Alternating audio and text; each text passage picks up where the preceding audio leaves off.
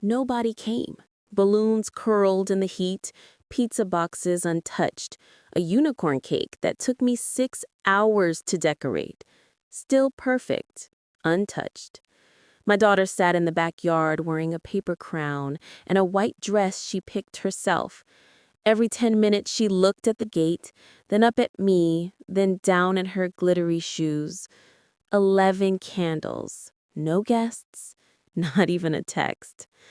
I swallowed the lump in my throat and knelt beside her.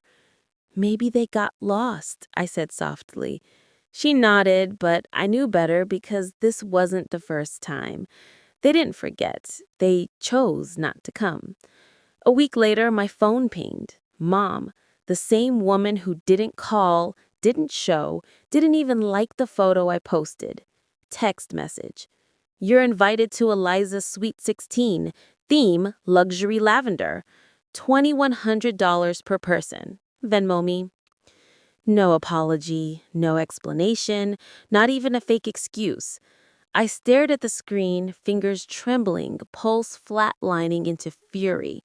That night, I sent exactly $1. Memo, congratulations. That's all you'll ever get from me again. Then I changed the locks, blocked every number, erased every group chat. 3 days of silence. Then, 2 days later, I opened the door in pajamas and a robe to flashing lights. 2 police officers. "Ma'am, are you redacted? We've received a complaint from your mother." My stomach flipped. I blinked once, then stepped aside, calm as ever, because this time I wanted a record. "I'm sorry, what was the complaint?" I asked. The officer checked his clipboard. "She says you're withholding family funds and threatening to blackmail." I blinked. Blackmail? I hadn't said a word. I just sent a single dollar. That's when I understood. They weren't mad about the money. They were mad about the silence. I invited them with open arms to my daughter's party. They ghosted us again, and now they wanted me to fund their $2,100 a plate eagle parade. No, not this time. "I have receipts," I said, stepping back inside. I handed the officer my phone, group chats, voicemails, the text asking for Venmo, my blocked call log. The officer scrolled, then glanced at me with a slow, tight-lipped nod. "I'll file this as a civil dispute, ma'am, not criminal." They laughed without another word. I closed the door and collapsed against it. Not from fear, from release. It hit me like a wave.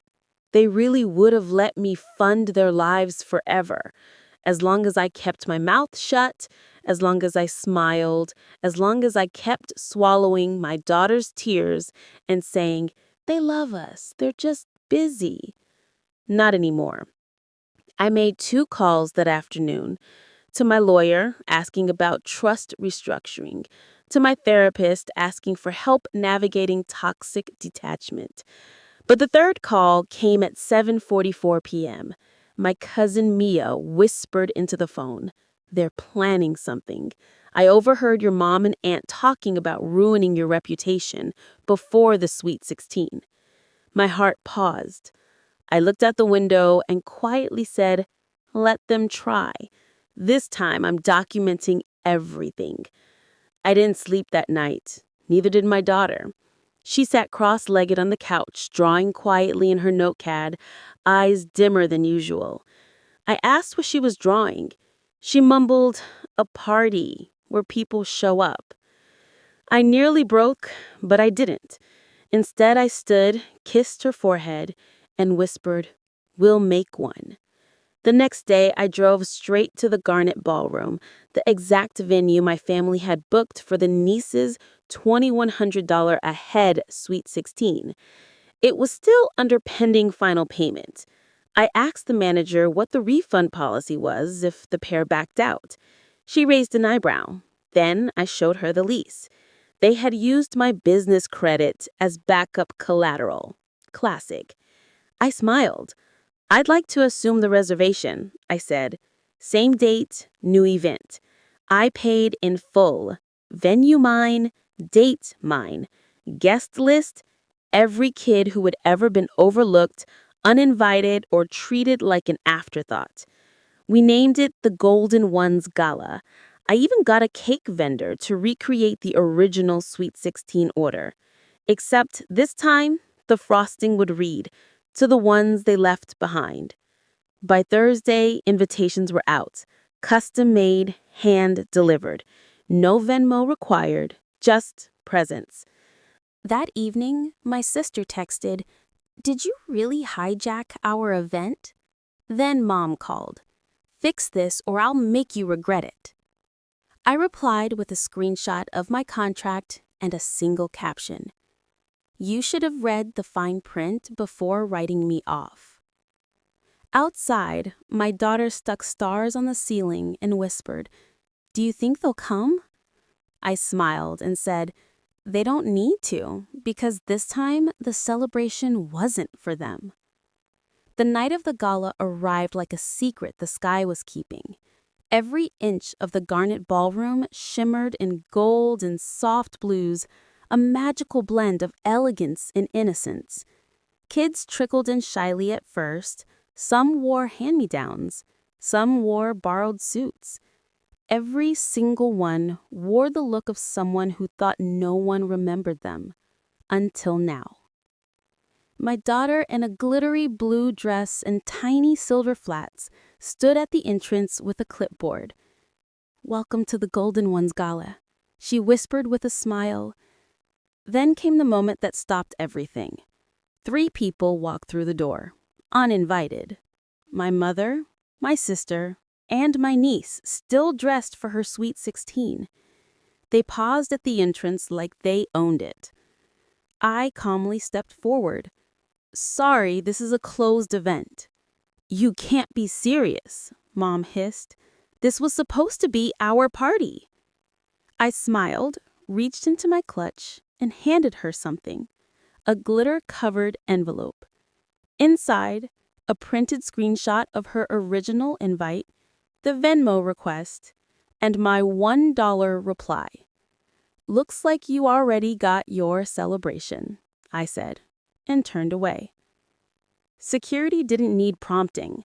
They didn't yell, they simply redirected. As the doors closed behind them, my daughter stood beside me watching. "Was that rude?" she asked softly. "No," I said. "That was called boundaries." By 9 p.m., a video of the gala had gone viral. One of the guests, a local teen vlogger, live-streamed everything. Caption: "The most beautiful party I've ever been to. None of her family came, except the one that mattered." Comments flooded in. My phone buzzed with messages. But for once, I didn't check them. Because inside this ballroom, my daughter was seen. And that was worth far more than $2,100 a head. By morning, the messages turned to threats. "You embarrassed us publicly. Delete that video. We were family before this circus." I ignored everyone. What they didn't know was this. I didn't post the video. The teen did. Her father was a local reporter, and his morning article headlined, "Single Mom Throws Party for Overlooked Kids, Turns Her Daughter's Pain into Joy." Then came the interviews, the podcast features, even a small grant from a local nonprofit that wanted to sponsor next year's gala. My daughter asked shyly, "Can we do it again?" I said, "Yes, but with one condition. No guest lists with people who treat your pain like it's invisible." She nodded. And that's when it happened. 2 days later, a police car pulled into my driveway. My heart dropped. My daughter's fingers wrapped around mine, her eyes wide. I stepped outside. "Ma'am, we received a report of suspected fraud and child endangerment from a family member," the officer said, reading off a complaint. My chest clenched. Child endangerment? The same woman who mailed me a $2,100 invoice now wanted the state to punish me for joy? I asked one question. Was the report anonymous? The officer hesitated, then said, "Not exactly." He handed me a name. My mother's name. My pulse steadied. I looked him in the eye. "Would you like to see the event footage, officer? Or the article? Or the verified receipts? I have everything logged." He nodded slowly. "Actually, yeah, that would help a lot." I opened the door. Behind me, my daughter whispered, "Is this because of the party?" I crouched down. "No, sweetie, this is because sometimes love makes people bitter when they can't control it. And today, I wasn't controlled." The officer sat on my couch with a pen, a notepad, and a surprising softness in his voice. He watched the video of the party, balloons, music, tables with hand-labeled names for kids no one else celebrated. He glanced at my daughter playing quietly in the next room, coloring a picture of her and me under a big rainbow. He said, "Ma'am, I apologize. We get these kinds of calls sometimes, vindictive reports meant to intimidate." I nodded, pushing a folder toward him. Inside, every receipt, background checks on the volunteers, parental permissions, even allergy disclosures signed by guardians. He flipped through them, then his eyes paused on one name. "Your mother claimed she paid for the event," he said slowly. I didn't laugh. Instead, I handed him a copy of the Venmo transaction. $1 sent from me with the note, "Congratulations." He blinked, then smirked. "I see." When he stood to leave, he handed me a copy of the official report form. "This is now on record as a false claim. If they escalate, you're covered." I walked him to the door. Before leaving, he looked at me, really looked, and said, "You know, I've seen a lot of messy families, but not many people clean the mess with kindness." I shut the door after he left and leaned against it. My phone buzzed again, this time a message from my niece, the sweet 16 girl. "Auntie, I didn't know what they did. Can I still come over?" And that cracked something open. Not every seed grows bitter in a rotten garden. I texted her back, "Yes, but bring your own glitter." That night, we sat under fairy lights, my daughter teaching her cousin how to make balloon crowns. There was no music, no photographer, just real, untidy healing. 2 days later, my mom showed up, not with flowers, not with regret, but with a printed spreadsheet and a pen. "Listen," she started, walking right into my living room. "I've itemized everything, the party, the decorations, the food. If you just pay $1,500, you'll be invited again next year. It's fair." I didn't blink. Behind her, my daughter sat quietly on the staircase, hugging the same stuffed bunny from the birthday party no one came to. Mom noticed. "She's too sensitive," she snapped. "That's the real issue here." I didn't say a word. Instead, I walked to the kitchen drawer and pulled out a small pink envelope. It still had glitter from my daughter's party. I handed it to her. Inside, a printed photo of the empty backyard, party hats scattered on chairs, and one candle lit on a cake that said, "You are loved." I whispered. She waited 3 hours, in her crown, by the front door. My mother didn't open the photo. She just said, "It's not always about your feelings. Family is messy, but you don't turn your back." I looked at her. "No," I said softly. "But sometimes you close the door before the mess ruins what you've built." She scoffed. "So this is it? You're going to exile us?" I smiled gently.